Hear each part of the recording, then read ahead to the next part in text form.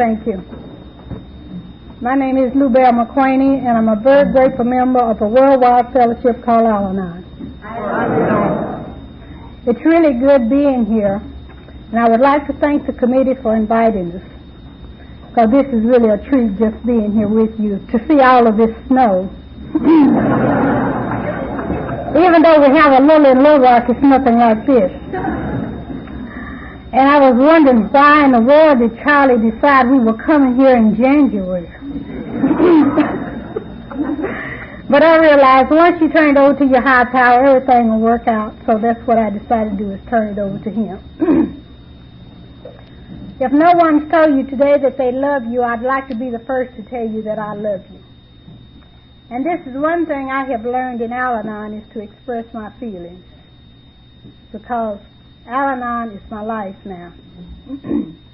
They say you should tell how it was, what happened, and how it is now. So I'm originally from Tennessee.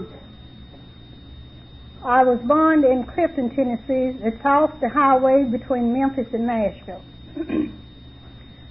It's really in the country. And I'm from a very small family. It was only two of us, my sister and I happened to be the baby. Everybody say I was spoiled, but I don't really think so. And we really didn't have much of a family, because as long as I can remember, it was drinking in my family. My father drank as long as I can remember. If he wasn't drinking, he had it there at the house anyway. And where we were living, there was not much work there, so my father worked out of town most of the time, and he worked on a boat which would go up and down the Tennessee River. And when he was at home, he was drinking, and I can remember I would kind of fear the times when he would come home, because I knew there would be drinking, there would be fussing and fighting, and I just kind of got into my little shell, because I didn't like all of that. And we lived across the highway from my grandmother, and so we could always go across and play with our relatives, and we'd go to town maybe once a week, and that would be on Saturday. That would be a treat. And we lived about 5 miles from town, and half the time we'd have to walk if we didn't have a ride. We had to walk back and forth to school. So I really don't have too much to really think about when I lived back there, because as much as I can remember, I didn't enjoy it. But I stayed there until I was 13 years old. But even before that, I knew when my father would come in that there were going to be some disruption in the family, because wasn't too many times that he would come home it wasn't drinking or fighting going on. My mother put up with it as long as she could, and then when she would get enough, or she felt she couldn't stand it anymore, she would leave. But my father would always find out where she was, and he would go and get her. And this would go on year after year. And then the last time she finally decided that she would go, she wouldn't tell anyone where she was going. Now, she might have told someone, but she didn't tell us where she was going. We just woke up one morning, and my mother was gone. She left us a note and told us to go to our grandmother's and stay until our dad came home. And this was one thing that really hurt me. And I really couldn't talk about it. So I just started crying. And my sister and I finally got ourselves together, and we went on to my grandmother's. I was still crying when I got to my grandmother's. And I really couldn't tell her that mother was gone.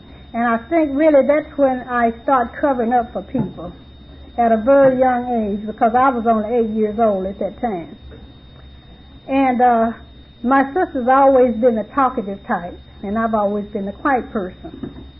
And being the type of person she was, she couldn't keep water on her stomach, so quite naturally she had to tell my grandmother really what was going on. But I was covering up, and I would say, oh, it's just something in my eyes, you know. But she told my grandmother what was going on, so my mother had instructed us to stay there until Dad came home. So we lived really between my grandmother and my father. When he was at home, we'd come over and stay with him, and then when he would leave, we'd go back. And this went on until we decided to move from there closer to town. And so my father really didn't find out where my mother was. And after she was gone for a while, she finally decided to write and let us know where she was. So when she did, she said, we only had grade school there in Clifton. We moved closer to town, which was in Clifton. We lived out in the country from there at first. And she told me that when I finished grade school there, she told us she was in Little Rock. And when I finished grade school, I could come to Little Rock and stay with her to go to high school. So that gave me something to look forward to, because I knew I was going someplace bigger than Clifton, Tennessee, and I would be with my mother. So I really don't feel that I had much of a childhood, because I had to grow up fast, because I had to get away. I had to go and live with my mother. So that's how I got to Little Rock, was when I finished grade school there, and I came to Little Rock to go to school, high school. And even during that time, I felt that I had a void in my life. But I didn't really know what it was, but I knew something was missing. And I thought, well, maybe when I get to Little Rock, that will be the thing that I'm looking for. Maybe that will fill the void in my life. So after getting to Little Rock, and I stayed there for over a year, I got in school, and I still wasn't happy there. I still had the void. And I finally decided, well, after a year and a half, or almost 2 years, I said, well, maybe I need to go back to Tennessee. I was looking for something. I knew things wasn't right with me. And I went back to Tennessee, and then I stayed there for a while. And it was the same there. Just looking, not really knowing what I was looking for. So I decided, well, it's not here either, so I may as well go back to Little Rock and try it again. So I went back to Little Rock, and I got back in school, but I wasn't happy.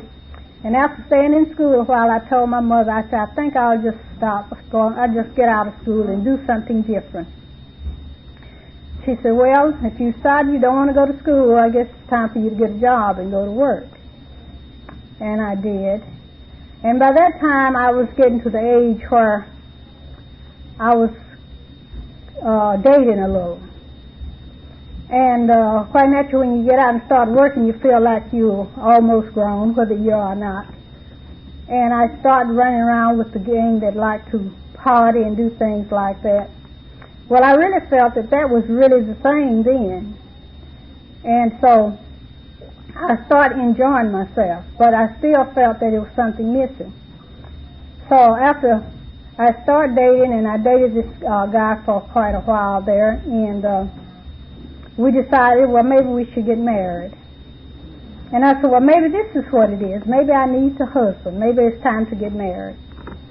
And so we finally got married. And it still wasn't exactly what I thought it was going to be. It didn't fill the void. And we were married there for about 4 or 5 years. And things seemed to have been going along real well there for a while. Everybody thought we were an ideal couple. But somewhere down the line, things began to get out of hand. He had started drinking and not being at home very much, and this marriage ended in a divorce.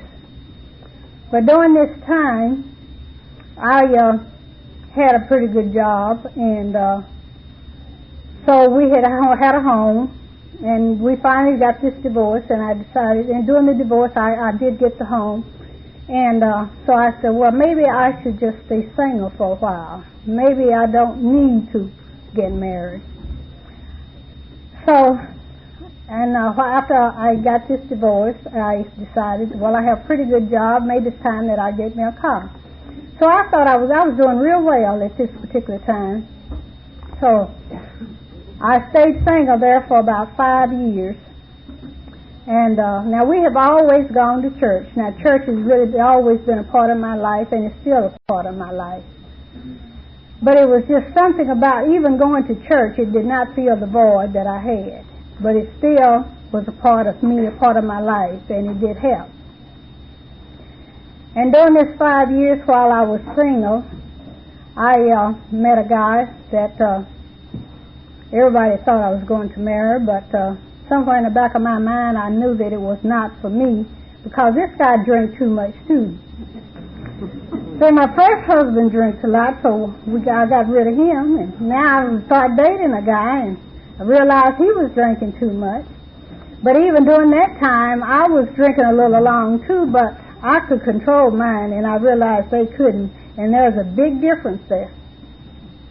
So everybody thought we were an ideal couple. Oh, yes, we were going to get married. But I didn't see it the same way.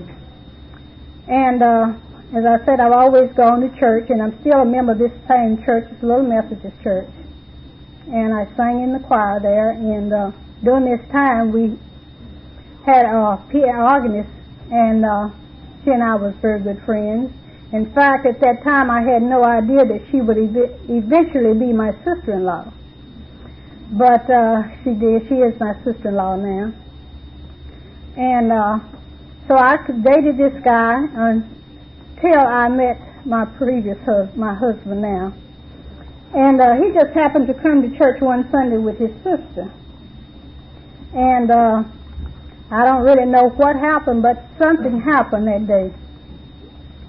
And I'd always said I wasn't ready to get married or anything, but after I met him, I knew that this was going to be my next husband. So then shortly after that, then I broke up with the other guy, and I started dating Joe, my husband now. And things went on pretty good. Well, I soon found out that he drank too, but this was different.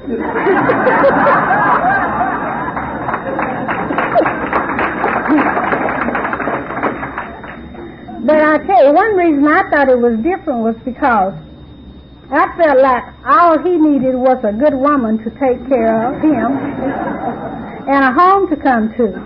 And I felt like I could feel that. I felt like I was just what he needed.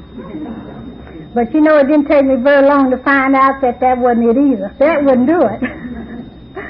And things went along pretty good for 2 or 3 days.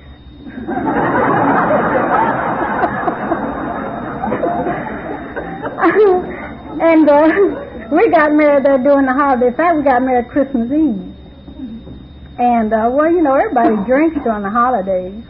And I just thought maybe after Christmas, maybe he'll kind of let up a little bit. But he didn't. And since I had the home and I had this start already and I had the bills, I had to go back to work after the holidays were over. Well, you know, he was at the point where he didn't worry about going back to work, but I didn't know that at the time.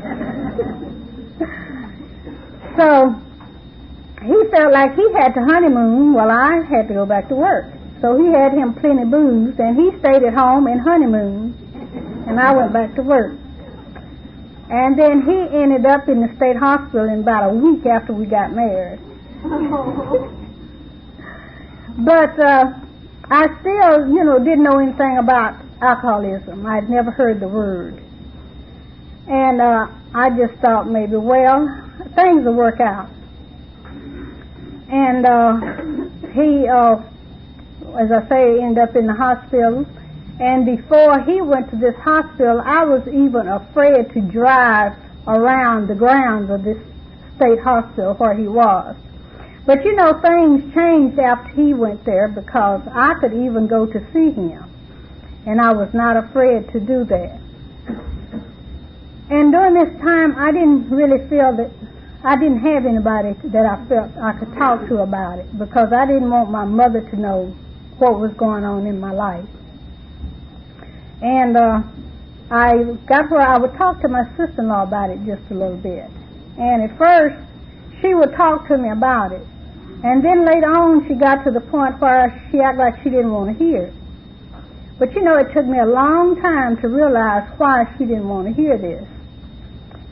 But later on I realized that she didn't want to hear it because she was afraid she would get back what she just got rid of.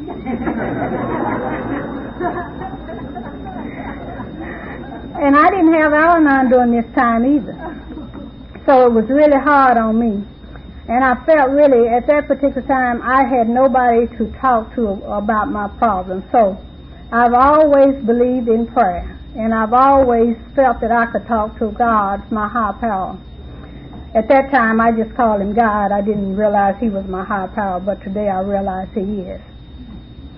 And after he got out of the hospital at this particular time, this first time, then he came home, and I didn't realize he was the type that liked to drink and travel. But he got into that habit too, drinking and traveling. And I would go to work and maybe come home and he would be gone. And I wouldn't really know where he was. But I would get on that phone and I would find out where he was, really knowing that he wasn't coming back home, but I just had to know where he was. So you see, during the drinking days, I didn't have Al-Anon, so I had to do this on my own. I had no help. And you know, since I've been in Al-Anon, I've looked back on my life and I just wondered if it would have been any different. But it really doesn't matter now whether it would have been any different or not. But it was really dangerous for him to even go to the grocery store because he might not make it back from the grocery store. But he could leave home and maybe say, I'm going around the corner, I'm going to the store. It might be a week, 2 weeks, or a month before I would see him. And then a lot of times I'd go to work. And you know, talking about living in fear, I know something about fear too, because I could go to work and I could do pretty good at work. But on the way home, that fear would start building up. And I would be wondering if he's at home, or if he would set the house on fire, just what would happen.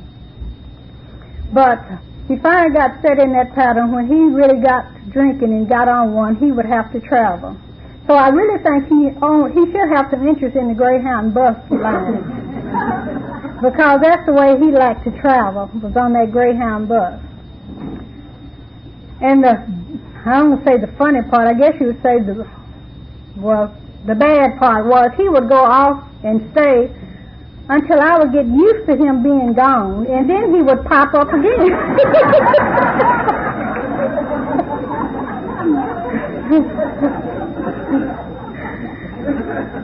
And I didn't really know what to do about it, but except and just hope that things would work out for us.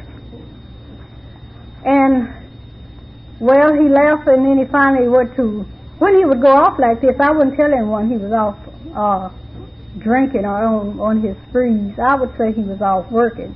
So you see, I got pretty good at covering up. And he finally decided that maybe he would come on back home and do something about it. But when he would tell me he was going to do something about it, I didn't believe him, because I just felt like it was a hopeless case. But I never will forget one morning when he was in the bathroom in his usual position, and he looked up at me and asked me to help him. And I didn't really know what to tell him, but I feel like that God was putting words in my mouth, because at that particular time I told him that I couldn't do it. This was something that he had to do for himself. And I'm just so grateful that God put those words in my mouth, because I have heard him say since then that was the first time that anybody said anything to him to make him realize that he really needed help. So I'm just so grateful that God put the words in my mouth at that particular time. And then he finally made another trip to the state hospital. And I was so fed up at this time until I decided that this is it.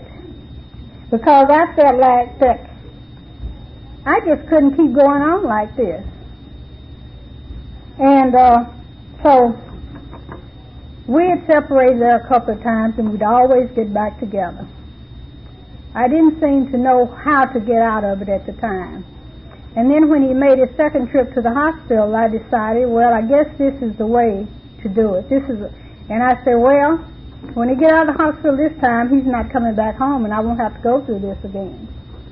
But you know, I feel that God was in the plan even at this time, because they would not release him from the hospital without me signing for him. And that was a biggie there too, because I had said no. And boy, I had to really do some praying and talking to my higher power about this. He had to call back the third time before I would agree to come and get him, because I think he was thinking I was giving up on him too. So even before I went to pick him up, I said that final prayer, well, God, if it's for us to be together, it's in your hands, because I'm letting go of it. And I know that this is what God had planned for us, because if God had not planned this, we would not be together today. Neither one of us had our program. In fact, he found out about AA at this last trip in the hospital, but I didn't know anything about Al-Anon. And after he came out, he didn't get too involved, and they were having AA conventions there in Little Rock at the time. And he was working during this time, and the only time that he could really go to the conventions was like on Sunday morning, and I was so involved in my church until I felt that I had to go to church. And so for 2 years there, he would go on Sunday morning. And so he was really in AA 5 years before I got into Al-Anon. And so that third year, I finally decided to go with him to this meeting. I said, well, maybe I can just miss church, since it's just once a year, and go with him. And that is really how I found out about Al-Anon. But the strange thing was, I didn't meet any Al-Anons until the meetings were over. And then they had no material. They really didn't take time to talk to me about it. So this lady came up to me on her way out, and she said, why don't you start a group? And I says, a group? She said, yes, a group. And I says, she didn't really go into details to tell me what the group was, anything. And I said, well, I'll think about it. And she went on about her way. So I went on home, and I didn't think too much about it. So I didn't hear any more from her. I didn't hear from any of them. I went back to the convention the next year. And I met a different lady at this convention. And she said the same thing to me. Why don't you start a group? And I said, a group? She said, yeah. She didn't have any material. She didn't take time to explain it to me.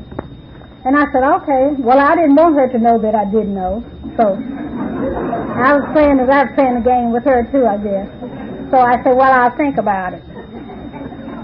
And so she went on about her way. So I did too. And the third year, I met a different lady at the convention. And this lady, she was a little different from the first two that I met.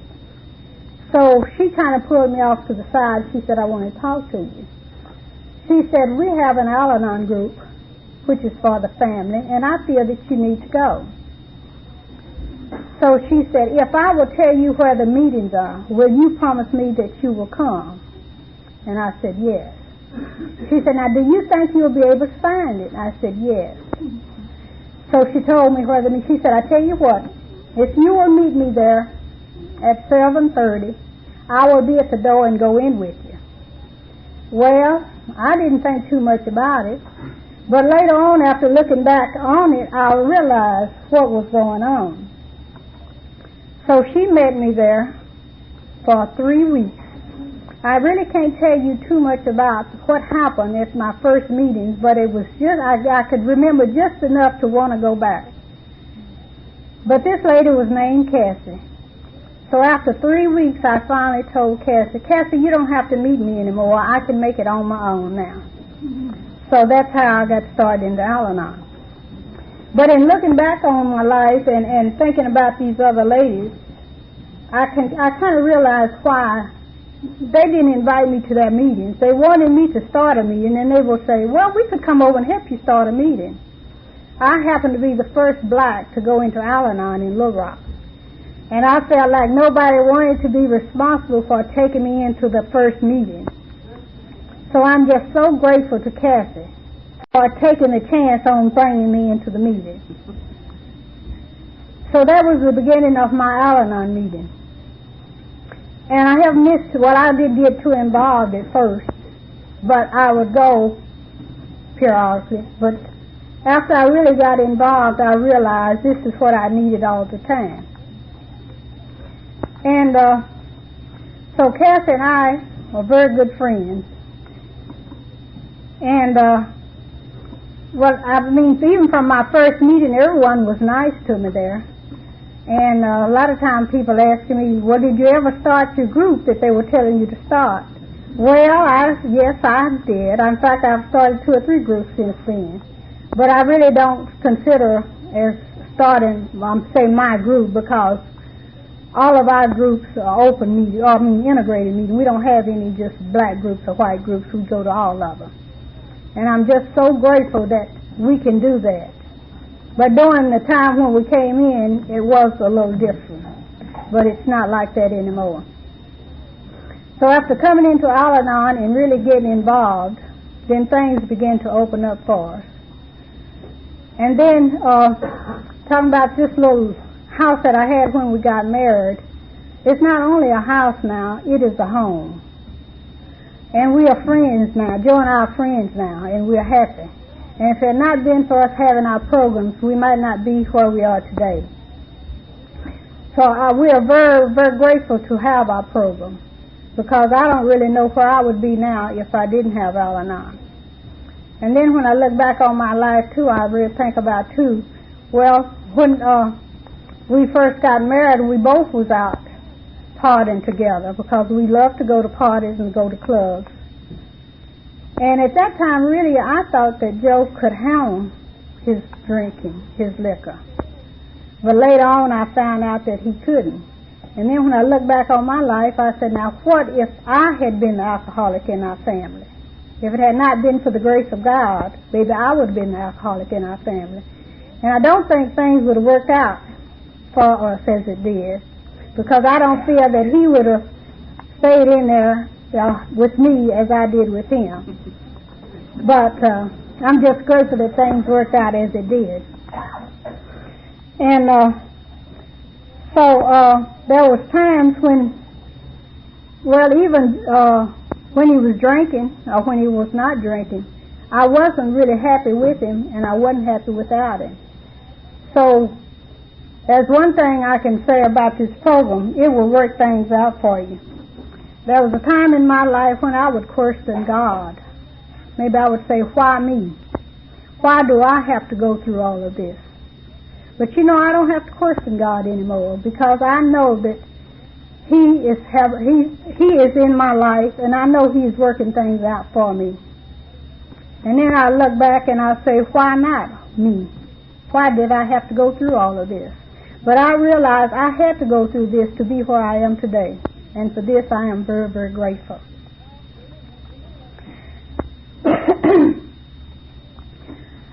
And there was times in my life, too, when I was really ready to give up. And then I realized, too, that if I would pray to God and ask Him to work things out for me, and then I would feel, if I could just let go long enough, I would feel that He was working in my life. And I'm so grateful that He's answered my prayers. Maybe He didn't answer them all like I wanted Him to, but I'm sure He answered them the way that they should have been. No, there is no limit to what God can do. It's never too early or too late to pray. But I feel the right time to pray is now. Just reach out for God's hand. Chances are you will find it, but it takes time. Al-Anon has taught me not to forget the past. Stay in today. Al-Anon has taught me to forget the past and stay in today. I know I cannot repay Al-Anon for what it's done for me, but I feel like if I stay in service and do what is what I should do, stay in service and work with the other Al-Anons, and to let them know what Al-Anon has done for me. This will one way I can try to repay Al-Anon, and this will help me to show my gratitude for Al-Anon. I just want to talk just a little bit about the steps, because the steps mean so much to me, and to show you how I try to apply the steps to my life. Number one, as we admitted, we were powerless over alcohol and that our lives had become unmanageable. Even before Al-Anon, I knew my life was unmanageable, and that's why I had to turn it over to God. And I would like to use number one as humility. And number two came to believe that a power greater than ourselves could restore us to sanity. Well, that was really hard for me, because I didn't feel that anything that I was doing wasn't sane, because I thought everything I was doing was right. But you know, since I've been in Al-Anon and look back on my life, I realized that I've done a lot of things that a sane person wouldn't do. So I had to have the faith that God could restore me to sanity. So I'd like to use number two as faith. Number three, made a decision to turn our will and our lives over to the care of God as we understood Him. Well, I had made that decision a long time ago, but it took me a while to really surrender. So I had to really surrender my life, to turn it over to Him. So I'd like to use number three as surrender. Number four, made a searching and a fearless moral inventory of ourselves. This inventory was hard for me too, but when I realized what I had to do in order to work this program as it was laid out, I had to get honest. I had to make this searching and fearless moral inventory. So I'd like to use number four as honesty. And number five, admitted to God, to ourselves, and another human being the exact nature of our wrong. Well, it was easy for me to admit to God and myself, but this other human being, that was really hard for me. So that made me realize that I had to take responsibility. I had to be responsible and to let other people know some of the things about me. So number five will be responsibility. Number six, we're entirely ready to have God to remove all these defects of character. Well, I was ready a long time for God to remove mine, but I didn't know how to go about it. So I had to learn to trust in God, to trust Him to do it. So number six, I will use it as trust. And number seven, only ask Him to remove our shortcomings. Well, that was what I had to work on too, but I realized I had to take action. So I would like to use number seven as action. And number eight, made a list of all persons we had harmed and became willing to make amends to them all. Being able to make amends, being willing, I was willing, but there were some that I felt that I was not able to make amends. But the main thing was being willing to make amends. So I would like to use number eight as brotherhood. Number nine, make direct amends to such people wherever possible, except when to do so would injure them or others. In making amends, it helped me so much to be able to make amends, because so many times maybe I didn't realize it first, but after making amends I felt so much better about it. And I would like to use number 9 as outgoing. And number 10, continue to take a personal inventory, and when was wrong, promptly admitted it. And that's the good part about it, if you continue to take that personal inventory. I feel like if I continue to do this every day, then I won't have to go back to step 1. So I would like to use number 10 as continue. And number 11, which is my favorite step, sought through prayer and meditation to improve our conscious contact with God as we understood Him, praying only for the knowledge of His will for us and the power to carry that out. As I said, that is step is my favorite one. I've always believed in prayer. But since I've been in Al-Anon, not only do I believe in prayer, but I've also learned to meditate. And I would like to use number 11 as living, because this is what I do. And number 12, having had a spiritual awakening as a result of these steps, we try to carry this message to others and to practice these principles in all our prayers. I feel like if you work these 12 steps and apply them to your life, you will have a spiritual awakening. And I would like to use number 12 as gratitude. Number 1 through 4, getting me ready. 5 through 8 is getting me right with the people around me. And 9 through 12 is getting me right with God. As I said before, the 11th step is my favorite step, because I really didn't know the meaning of meditation until I got into Al-Anon. And to me, meditation is listening for the answer. And the prayer is the channel between me and God. And this is my source of communication. So if I pray and don't listen, there will not be much communication. And the 11th step to me means to slow down and live. Have a quiet time. And as I say in the book of the books, be still and to know that I'm God. This is what I try to do every day, is to slow down and live and listen to God for his answers. When I'm in tune with God of my understanding, there is confidence as well as gentleness. Then I will stop giving directions and listen for God's directions. And this is what that 11th step will do for me. It will give me the power to slow down and listen and wait for Him. I have learned to pray and meditate with confidence, because I've always heard it said, if you have faith, you will receive. And I do have faith. Hope, faith, and love. I did have a little hope when I came in, but after I was in there for a while, then I had the faith, and the love came. I discovered there was some love there in my first meeting.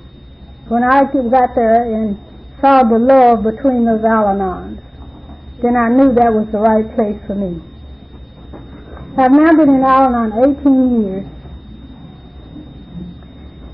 and this is my life. I don't have that void in life that I had when I came in here. Al-Anon has filled the void, and I'm just so grateful to be a part of Al-Anon.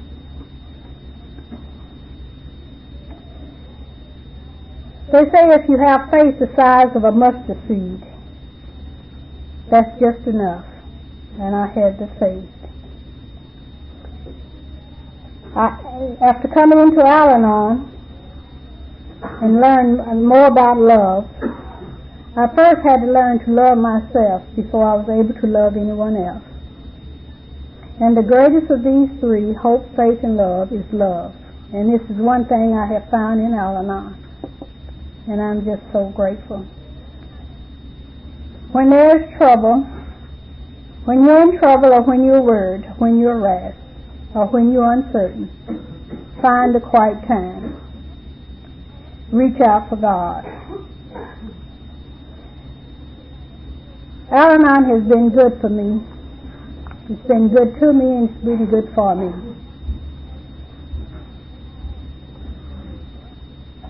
I didn't know that life could be so good until I got into Al-Anon. It has given me a life that I really didn't know existed. The miracles of God. I've had a lot of miracles in life, and I'm looking forward to many more.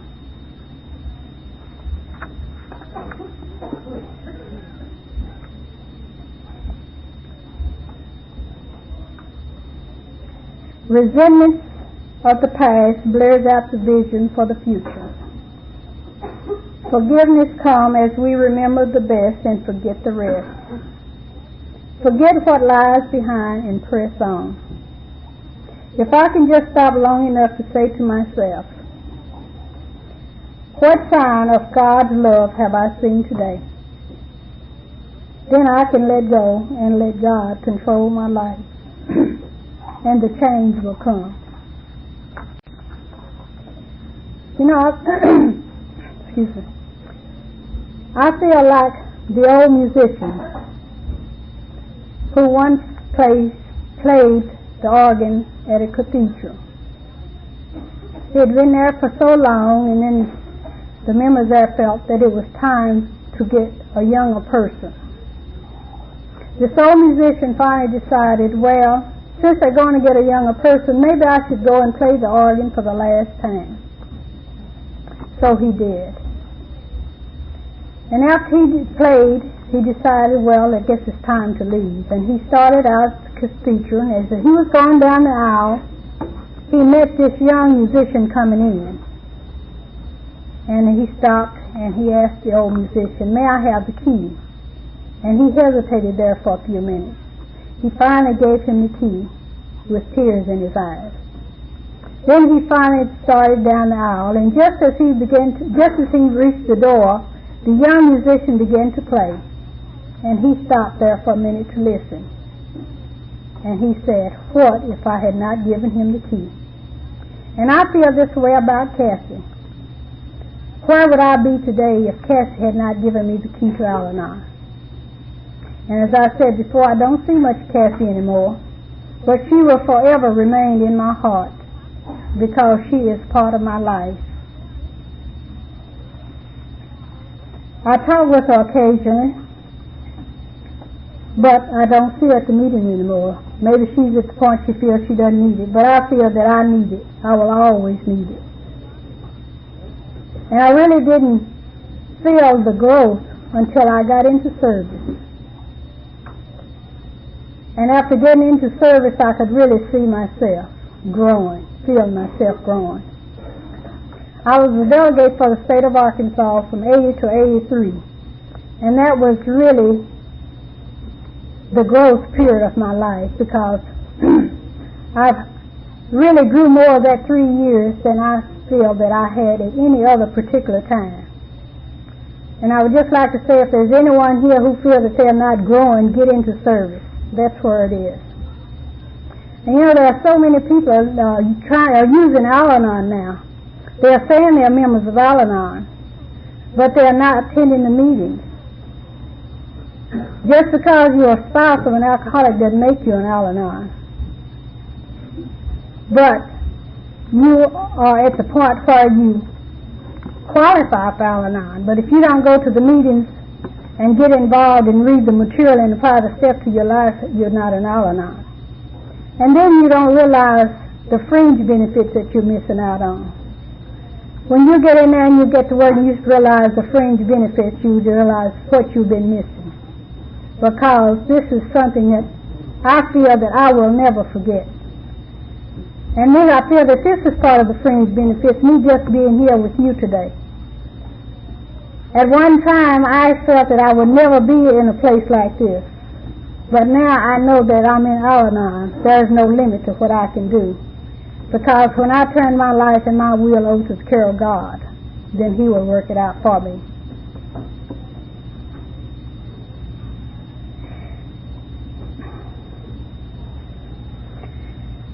Since I've been in Al-Anon, I realize that God don't owe me anything, but everything I owe belongs to God.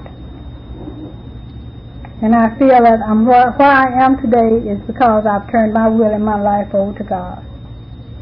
There is no life so bruised or broken that God cannot mend. And I pray each day for the knowledge of God's will for me and the power to carry that out. Thank you very much, and I love you.